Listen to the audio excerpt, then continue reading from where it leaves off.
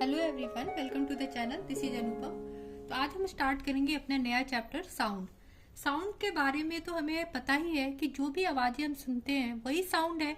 ठीक है, जैसे हमारी दिन की शुरुआत भी कैसे होती है, एक अलार्म क्लॉक के साउंड से होती है ना। एक अलार्म क्लॉक के साउंड से हमारी दिन की शुरुआत भी होती है। हम हर जगह से साउंड सुनते हैं।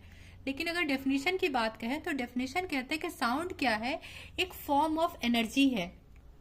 डेफिनेशन क्या बोला कि साउंड क्या है, हमारा एक फॉर्म ऑफ एनर्जी है जो कि हमारे कानों में क्या करता है, सेंसेशन प्रोड्यूस करता है ना। हमारे सेंस ऑर्गन्स कितने होते हैं, 5 होते हैं ना। उसी में एक क्या होता है, हियरिंग सेंसेशन भी होता है। इसी के थ्रू हम क्या पता चलता है, हमारे कानों में कुछ सेंसेशन होता है, फिर हमें पता चलता है कि ये साउंड है, कोई साउंड आ रही है ना। ब्रेन उसको प्रोसेस करता है, बताता है कि वो साउंड कैसा है, प्लीजेंट है, मीनिंगलेस है, मीनिंगफुल है। तो साउंड हमारा क्या है, फॉर्म ऑफ एनर्जी है। हमने पहले प्रीवियस टॉपिक में पढ़ा था, पहले चैप्टर में कुछ टाइप्स ऑफ एनर्जी के बारे में हम पढ़ रहे थे, है ना। उस टाइप्स ऑफ एनर्जी में हम वेरियस टाइप्स ऑफ एनर्जी के बारे में पढ़े थे, जैसे electrical energy, mechanical energy, heat energy, light energy पढ़े थे ना। तो उसमें ही हम एक टाइप पढ़े थे अपना साउंड एनर्जी। उसमें हम एक और चीज पढ़े थे, क्या, law of conservation of energy. क्या कहता था ये law of conservation of energy, कि एनर्जी क्या है। Law of conservation of energy में हमने क्या पढ़ा था कि एनर्जी ना तो हम क्रिएट कर सकते हैं और ना ही डिस्ट्रॉय कर सकते हैं। एनर्जी क्या है, ना तो हम एनर्जी को क्रिएट कर सकते हैं ना ही डिस्ट्रॉय कर सकते हैं। हम क्या कर सकते हैं, हम सिर्फ उसको एक फॉर्म से दूसरे फॉर्म में कन्वर्ट कर सकते हैं, ट्रांसफॉर्म कर सकते हैं। जैसे हमने एक एग्जांपल देखा था किसका, बलून का। एक बलून था हमारे पास, है ना, उस पर हम एक फोर्स लगा रहे थे। फोर्स लगाने के कारण क्या हो रहा था, इसके शेप में चेंज आ रहा था, है ना। शेप में चेंज आया, लेकिन अभी यह फटता नहीं है। हम क्या करते हैं, अपने फोर्स को बढ़ा देते हैं। जब फोर्स को बढ़ाते हैं तो ये बलून ब्लास्ट कर जाता है। ब्लास्ट करता है तो क्या जनरेट होता है, साउंड जनरेट होता है। तो ये साउंड कहाँ से जनरेट हुआ, ये साउंड वही पोटेंशियल एनर्जी था जो इस बलून में स्टोर हुआ था। किसकी वजह से, इस पे फोर्स लगाने की वजह से। तो साउंड क्या है, हमारा फॉर्म ऑफ एनर्जी है जो कि प्रोड्यूस हुआ या चेंज हुआ एक फॉर्म से दूसरे फॉर्म में। पहले वो पोटेंशियल एनर्जी के फॉर्म में था, वो चेंज होके साउंड एनर्जी के फॉर्म में आ गया। ठीक है, वैसे ही देखो, अगर हम ये रबड़ का एग्जांपल लेते हैं कि पहले एक रबड़ है, एक स्टेबल पोजीशन पे है। ठीक है, जब हम इसको एक एंड से स्ट्रेच करके छोड़ते हैं तो क्या हो रहा है, इसमें आवाज आ रही है, ऐसी आवाज आई ना। तो ये क्यों हो रही है, तो क्या हो रहा है, जब हम इसको स्ट्रेच कर रहे हैं तो इसका शेप में चेंज होने की वजह से इसमें क्या आया, पोटेंशियल एनर्जी स्टोर हो गया। और जब इसको छोड़े तो वही पोटेंशियल एनर्जी क्या है, इसके साउंड एनर्जी में कन्वर्ट हो गया, है ना। वही पोटेंशियल एनर्जी क्या किस में कन्वर्ट हो गया, साउंड एनर्जी में कन्वर्ट हो गया। एनर्जी का ट्रांसफॉर्म हुआ। जैसे अगर बात करें गिटार की, तो इसमें भी क्या होता है, बहुत सारे स्ट्रिंग लगे होते हैं ना। तो उसको क्या करते हैं, हम फिंगर से क्या करते हैं, इसमें मूवमेंट ले आते हैं ना, इसमें कुछ डिस्टर्बेंस क्रिएट करते हैं। तो इससे क्या होता है, ये जो स्ट्रिंग है वो क्या होती है, वाइब्रेट करने लगती है। ऐसे ऐसे ऐसे ऐसे वाइब्रेट करती है और साउंड का प्रोडक्शन होता है, साउंड प्रोड्यूस होता है। ठीक है, तो हम नेक्स्ट टॉपिक अपना पढ़ते हैं कि production of sound. An object in vibration produces sound. कोई भी ऑब्जेक्ट जो वाइब्रेशन में जब आती है तो वो एक साउंड प्रोड्यूस करती है। जैसे हमारा मोबाइल फोन भी है, जब हम इसको साइलेंट पे रखते हैं, ठीक है, फिर भी अगर वाइब्रेशन मोड में ये रहता है तो क्या होता है, साउंड सुनाई देता है ना, वाइब्रेट करता है जो, तो थोड़ा साउंड सुनाई देता है। जैसे आप स्पीकर पे ध्यान दिए होंगे, स्पीकर में जब कोई साउंड प्रोड्यूस होता है, जब हम गाना लगाते हैं तो क्या होता है, इसका जो डायफ्राम है वो उसमें वाइब्रेशन होता है, ऐसे ऐसे मूव करते रहता है, वाइब्रेशन होता है, तो साउंड प्रोड्यूस होता है। ठीक है, कभी भी कोई भी ऑब्जेक्ट है जब हमारा वो वाइब्रेशन में आता है तो साउंड प्रोड्यूस आता है। जैसे हम अगर ह्यूमन वॉइस की बात करें तो ह्यूमन में कैसे वॉइस जनरेट होता है, तो ह्यूमन के अंदर जो वोकल कॉर्ड होता है ना, वोकल कॉर्ड में क्या होता है, यहाँ भी वाइब्रेशन होता है और वाइब्रेशन होने के बाद यहाँ से साउंड जनरेट होता है। एक ह्यूमन बीइंग के अंदर जैसे जो पोटेंशियल एनर्जी है, वही पोटेंशियल एनर्जी किस में कन्वर्ट हो जाती है, साउंड एनर्जी में कन्वर्ट हो जाती है ना। वाइब्रेट, वोकल कॉर्ड को क्या करती है, वाइब्रेट करवाती है और यहाँ से साउंड जनरेट होता है। अब ये वाइब्रेशन क्या है, इसको समझते हैं। ठीक है, जैसे माना कि एक ऑब्जेक्ट है, ठीक है, इस ऑब्जेक्ट में पार्टिकल्स हैं, हर ऑब्जेक्ट में पार्टिकल होते हैं। अब ये पार्टिकल्स क्या है, पहले तो स्टेबल पोजीशन में है। क्यों स्टेबल है, क्योंकि इनके पास जो एनर्जी है वो सफिशिएंट एनर्जी है, ये अभी सफिशिएंट है, जितना इनको स्टेबल रहने के लिए चाहिए उतनी एनर्जी इनके पास है, सफिशिएंट एनर्जी है। लेकिन जैसे ही हम इस पर कोई डिस्टर्बेंस देते हैं तो क्या हो गया, इसके पास एनर्जी बढ़ गई, एनर्जी क्या हो गई, ज़्यादा हो गई। एनर्जी ज़्यादा होने के कारण क्या हुआ, इस पे डिस्टर्बेंस क्रिएट हुआ है ना, और ये अपने मीन पोजीशन से मूव कर गई, ये अपने मीन पोजीशन से ऐसे डिस्प्लेस किया। और कैसे मूव किया, ऐसे ऐसे टू एंड फ्रो मोशन में, ठीक है। तो एक बार मूव किया, जैसे ही आगे आया तो इसका जो एडजेसेंट पार्टिकल है इससे टकराया, टकरा के क्या हुआ, इसने अपने एनर्जी को यहाँ ट्रांसफर कर दिया, ठीक है, इसने अपने एनर्जी को यहाँ ट्रांसफर कर दिया और ये वापस अपने पोजीशन पे आ गया, ठीक है। और अब इसके पास क्या हुआ, एनर्जी आ गई, इसकी एनर्जी ज़्यादा हो गई। अब ये एनर्जी लेके क्या हुआ, इसने ये आगे बढ़ा, इसको डिस्टर्ब किया है ना, अपने डिस्टर्बेंस को यहाँ दे दिया और उसके बाद ये अपने पोजीशन पे वापस आ गया। फिर उसके बाद ये क्या हुआ, इसके पास एनर्जी ज़्यादा हो गई, अब ये अपने पोजीशन से डिस्प्लेस करके इस मोशन में आया, टू एंड फ्रो मोशन में आगे आया, इसके साथ जो एडजेसेंट पार्टिकल था उसको एनर्जी दिया और ये अपने पोजीशन पे वापस आ गया, और ये फिर आगे गया और ये अपने पोजीशन पे वापस आ गया। मतलब हो क्या रहा है, जैसे ही डिस्टर्बेंस दिया गया, एक डिस्टर्बेंस दिया गया तो ये क्या हुआ, ये ऐसे मूव किया, मूव करके आगे गया, ये वापस अपने पोजीशन पे आ गया।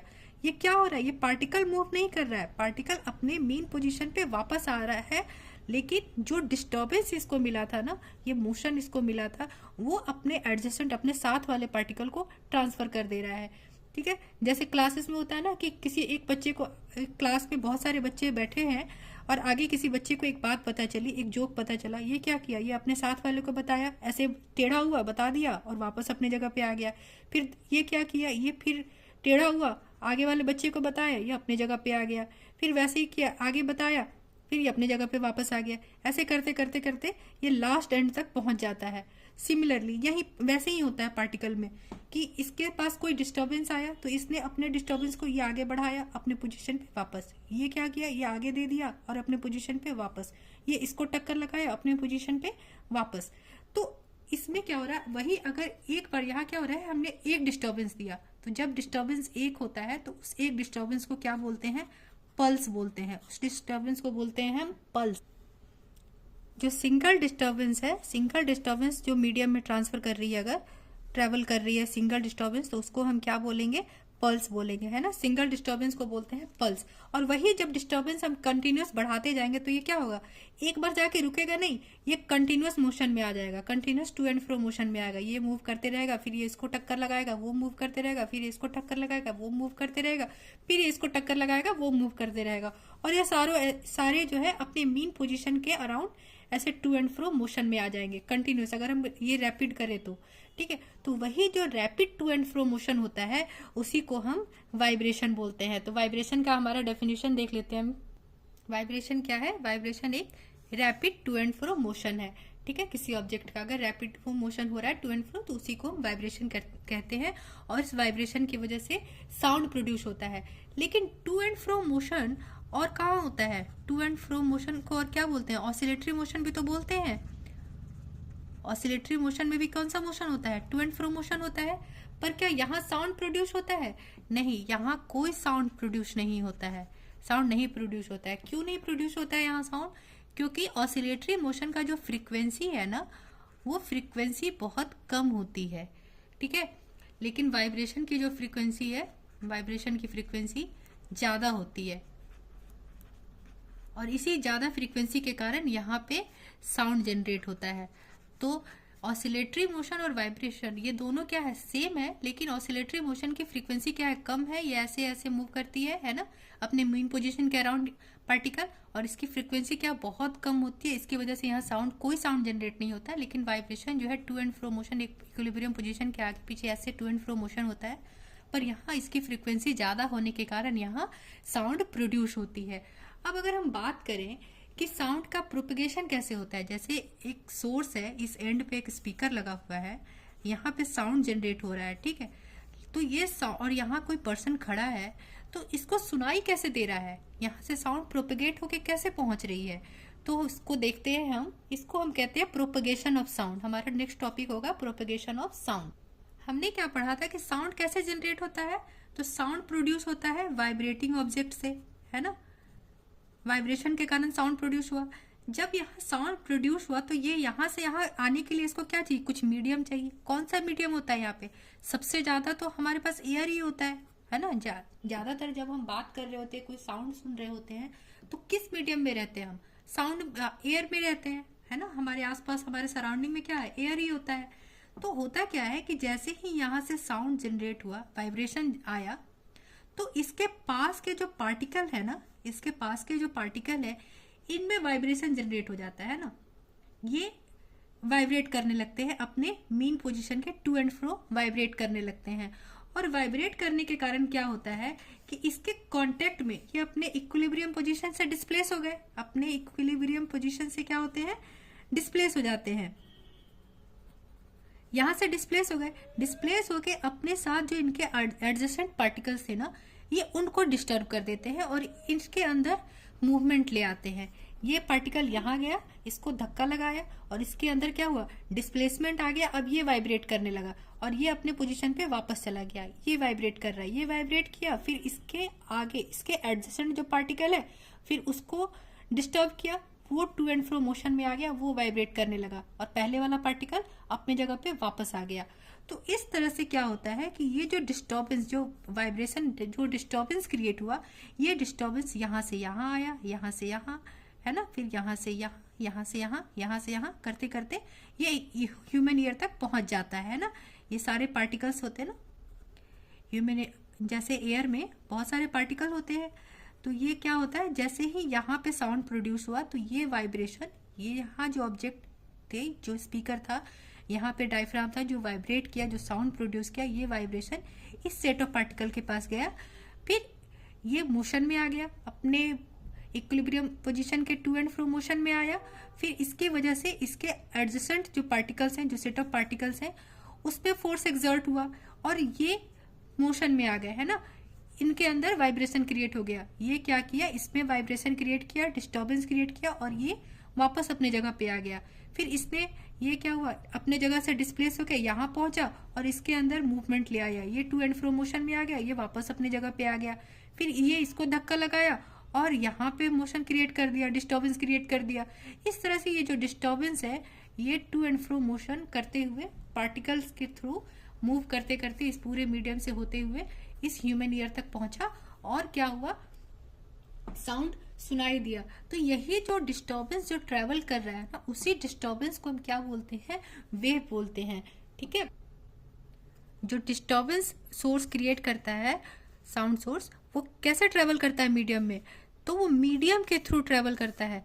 पार्टिकल्स मूव नहीं होते हैं, ये जो पार्टिकल है ये मूव नहीं होते हैं, ये सिर्फ ऐसे ऐसे अपनी जगह पे वाइब्रेट करते हैं। वाइब्रेट करने के कारण इसके दूसरे को वाइब्रेट कर दिए, फिर ये वाइब्रेट हुआ, इसके साथ पार्टिकल है तो ये वाइब्रेट होने लगा। ये क्या हो रहा है, सिर्फ डिस्टर्बेंस को ट्रेवल करा रहे हैं, है ना, सिर्फ क्या कर रहे हैं, डिस्टर्बेंस को। उसी डिस्टर्बेंस को हम क्या बोलते हैं, उसी डिस्टर्बेंस को बोलते हैं वेव।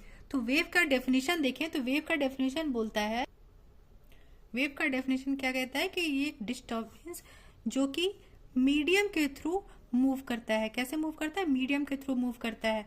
और कैसे, तो एक उसका जो मीडियम का पार्टिकल है, सेट ऑफ पार्टिकल जो है, वो अपने एडजेसेंट पार्टिकल को भी मोशन में ले आता है। ठीक है, तो अब वेव के टाइप्स की बात करें तो वेव हमारा दो टाइप का होता है। एक तो वो वेव जो ट्रेवल करने के लिए जिसको मीडियम की जरूरत होती है, और एक वो वेव जिसको ट्रेवल करने के लिए मीडियम की जरूरत नहीं होती है। नॉन मैकेनिकल वेव और mechanical wave. Non mechanical wave वो होता है जिसमें मीडियम रिक्वायर्ड नहीं होता है ना, medium not necessary.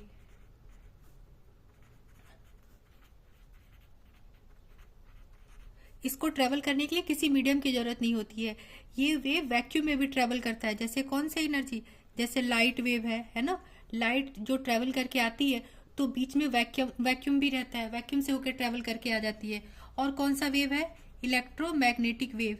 Electromagnetic wave को भी मीडियम नहीं चाहिए होता है ना, जैसे एक्सरे, गामा रे, ये सारे रेज को ट्रेवल करने के लिए मीडियम नहीं चाहिए होता है। लेकिन अगर हम बात करें मैकेनिकल वेव की, जिसको मीडियम जरूरत है ना, जिसके ट्रेवलिंग के लिए मीडियम रिक्वायर्ड है, तो ऐसा ही वेव हमारा कौन सा होता है, साउंड वेव, है ना। साउंड वेव बिना मीडियम के ट्रैवल नहीं करेगा। जैसे अगर हम वैक्यूम में बात करें तो कोई साउंड सुनाई नहीं देगा, सिर्फ एक्सप्रेशन दिखेगा, साउंड सुनाई नहीं देगा। साउंड को ट्रैवल करने के लिए हमेशा मीडियम की जरूरत होती है। तो मीडियम कोई भी हो सकता है ना, सॉलिड, लिक्विड, गैस, है ना। तो अगर हम बात करें कि इनका स्पीड बाकी मीडियम में कैसे रहता है तो वो हम देखते हैं। जो स्पीड ऑफ साउंड है वो सबसे ज्यादा किस में होता है? पहले तो ये वैक्यूम में ट्रैवल ही नहीं करती है ना, वैक्यूम में ट्रैवल नहीं करती है। फिर सॉलिड में स्पीड सबसे ज्यादा होता है। उसके बाद किस में स्पीड होता है? लिक्विड में होता है। और उसके बाद गैस में होता है। ठीक है। सॉलिड में स्पीड सबसे ज्यादा क्यों होता है? क्योंकि इसके जो पार्टिकल्स हैं वो क्लोजली पैक्ड होते हैं। सॉलिड के पार्टिकल्स कैसे होते हैं? क्लोजली पैक्ड होते हैं, आपस में पैक्ड होते हैं। तो जैसे ही कोई डिस्टर्बेंस आता है तो वो डिस्टर्बेंस ट्रेवल करने में ज्यादा टाइम नहीं लगता, ये एडजेसेंट है तो तुरंत तुरंत ट्रेवल कर जाता है। लेकिन अगर लिक्विड की बात करें तो लिक्विड का जो पार्टिकल्स है वो कंपैरेटिवली क्या होता है? थोड़ा डिस्टेंस पे होता है, तो इसको ट्रेवल होने में थोड़ा इससे ज्यादा टाइम लगता है। और जब बात गैस की करें तो गैस के पार्टिकल्स कैसे होते हैं? बहुत ज्यादा दूर दूर होते हैं, तो इनको ट्रेवल करने में ज्यादा टाइम लगता है। फिर सॉलिड में भी क्या होता है ना, अलग अलग मटेरियल के अंदर स्पीड साउंड के अलग अलग होते हैं। वैसे ही लिक्विड के केस में होता है, वैसे ही गैस के केस में होता है। ठीक है। मतलब क्या कि जो स्पीड है, स्पीड ऑफ साउंड है, वो किस पे डिपेंड करता है? वो डिपेंड करता है नेचर ऑफ मटेरियल पे। Depends on nature of material. Material का कैसा नेचर है उस पर डिपेंड करता है कि इसका साउंड का स्पीड कैसे होगा। उसके बाद टेम्परेचर, अगर हम क्या करते हैं, टेम्परेचर बढ़ा दें तो साउंड का स्पीड भी क्या होगा? बढ़ जाएगा, स्पीड बढ़ जाएगा। क्यों बढ़ जाएगा आप बताओ? जैसे ही टेम्परेचर बढ़ता है तो क्या होता है? वाइब्रेशन ज्यादा बढ़ जाता है, ज्यादा वाइब्रेट करने लगती है। तो जितनी ज्यादा वाइब्रेट करेगी, जितने ज्यादा इसमें काइनेटिक एनर्जी होगा, उतने ज्यादा जल्दी मूव करेगी तो क्या होगा? अपने डिस्टर्बेंस को उतना ज्यादा जल्दी वो आगे पहुंचाती है ना। और इससे स्पीड बढ़ जाता है साउंड का। तो अब हम पढ़ रहे थे हमारे प्रोपेगेशन ऑफ द साउंड कि कैसे प्रोपेगेट होता है। इसको हम इमेज से समझते हैं प्रोपेगेशन ऑफ साउंड को।